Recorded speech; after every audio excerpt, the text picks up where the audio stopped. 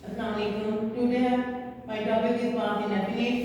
जैसे पिछले टेंसेस में आप पढ़ चुके हैं पास्ट प्रेजेंट की, present definite, present continuous, present perfect, present perfect continuous.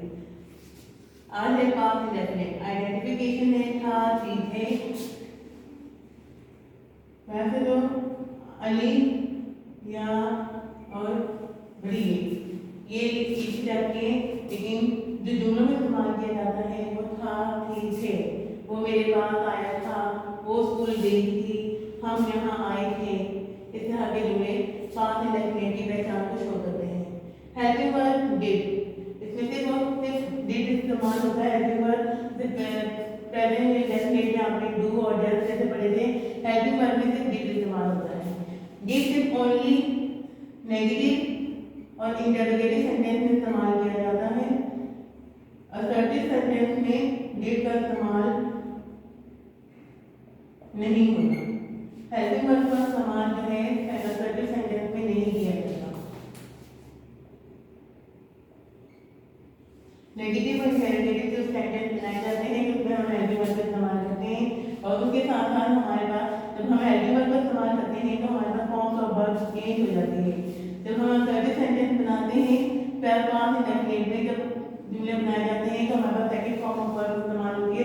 ये वो वाले सेंटेंस है जो पास्ट इंडेफिनिट में सिर्फ और सिर्फ सेकंड फॉर्म यूज होती है। सेकंड फॉर्म किसी भी सेंटेंस में यूज नहीं होती है। सिर्फ और सिर्फ सेकंड फॉर्म ऑफ वर्ब जो है पास्ट इंडेफिनिट टेंस में ही यूज होती है।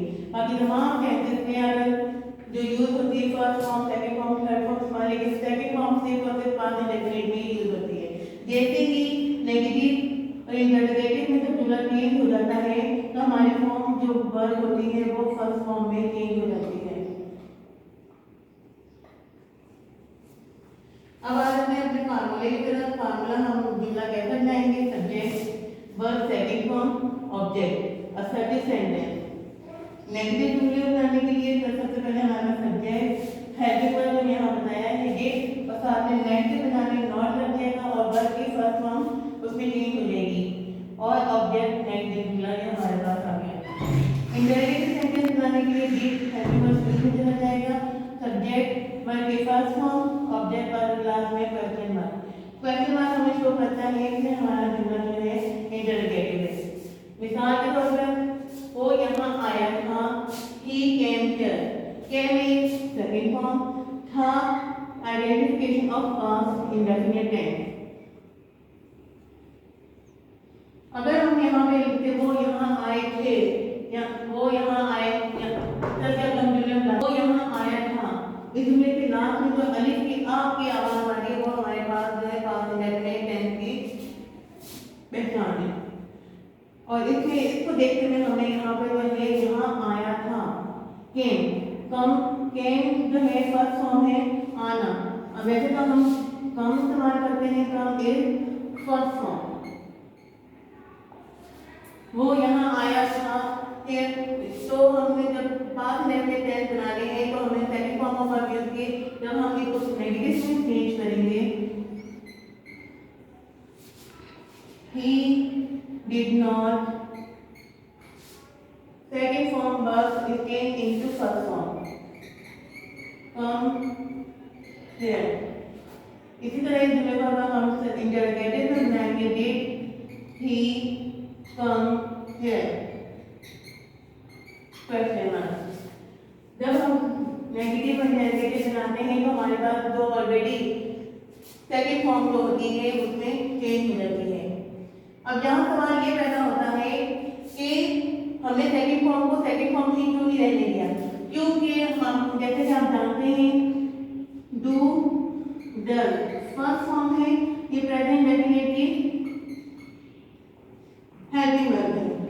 इसी तरह डू और डज की सेकंड फॉर्म होती है डिड, पास्ट इंडेफिनिट की पहचान हेल्पिंग वर्ब। सवाल ये पैदा होता है कि दोनों डिड भी सेकंड फॉर्म है और कैन भी सेकंड फॉर्म है, तो दोनों सूरत हाल में एक ही वक्त में बैक वक्त में दो एक जैसी फॉर्म एक जुमले में इस्तेमाल नहीं हो सकती। तो लिहाजा हेल्पिंग वर्ब को सेकंड फॉर्म में बदला और जो वर्ब की फॉर्म थी जिसमें हम काम कर रहे होते हैं उसे हमने फर्स्ट फॉर्म में चेंज कर दिया। नेक्स्ट एग्जांपल की तरह उसने मुझे नहीं बताया था, यहाँ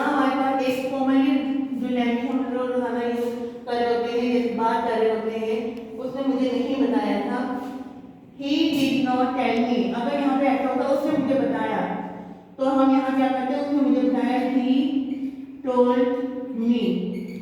फिर हम यहाँ पे tell की जगह तो he did not नहीं लगाते और यहाँ पे हम लगाते told। verb की second form, tell is first form, told is second form। he did not tell me, इसने मुझे नहीं बताया था। क्या उसने खाना खाया, इंटरोगेटिव सेंटेंस, क्वेश्चन मार्क से पहचान से पता चलता है इंटरोगेटिव सेंटेंस। उस क्या उसने खाना खाया था, डिड ही ईट फूड। ये अगर उसने खाना खाया था, ही ईट इज फर्स्ट फॉर्म, अगर ये जुमला ऐसा था तो उसने खाना खाया था, he ate food, ate is second form, he had food। इसी तरह से हम नेगेटिव बनाते हैं, he did not add इसलिए into first form eat food। I hope you can understand